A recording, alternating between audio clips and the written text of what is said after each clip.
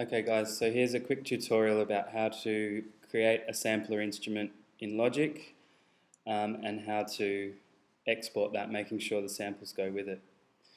It's going to be in relation to the exercise 2 for BAP 150, so let's get started.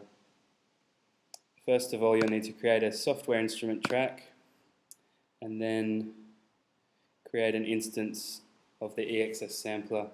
You'll need to choose the multi-output, which is what the exercise asks you to do, and it'll allow you to process each of your different drum samples separately. So I'll open that up. Okay, so to get started, we click the Edit button here,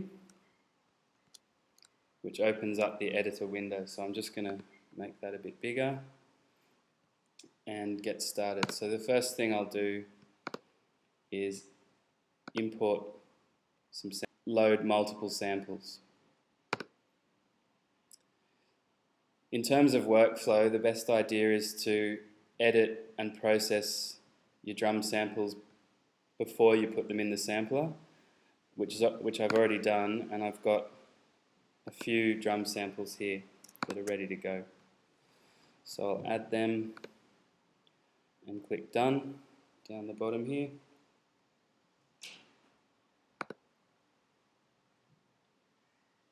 And I'm going to click the continuous zones box, which means it's going to create each sample next to each other on a note starting from C1.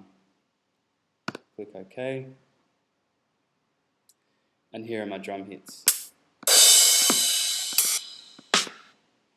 Okay, so to keep things simple, I've only used a few drum hits, but what I want to do is arrange these so it goes kick, snare, closed hat, open hat, and then crash. So the easiest way to reposition the samples is to select up here what you want, and it's become highlighted down here. I'll move my kick to C1. I want my snare next to that. And then I'll do my closed hats next. So closed hats over here. Open hats, I'm going to leave there. And my crash, I'm going to move up the end here. So it goes kick, snare, closed hats, open hats, and my crash. So there's a few things to look at up here. What I'm going to do is go to View, View All, and that way I can see all the options that I have. Okay, so my root notes set, my ranges are set. Now I've got to decide if I want to use one shot or not. One shot means that when I press the key, the sample will play through in its entirety. So if I press it once, it plays all the way through regardless of how long I hold the note. If I untick that box, I can play it for as long as I hold the note.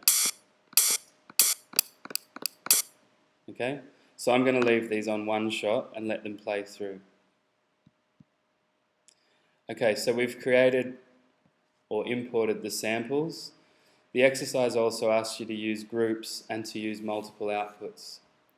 So what I'm going to do is create a few new groups, which we can do here, or Control G. So I'm just going to do that.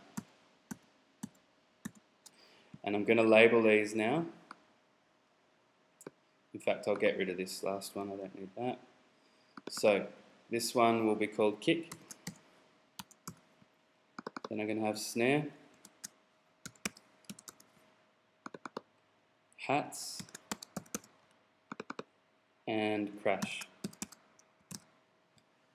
And by default, all the samples have ended up in the first group, so all I need to do is drag them out into their appropriate group. So I'm going to put my snare in the snare group.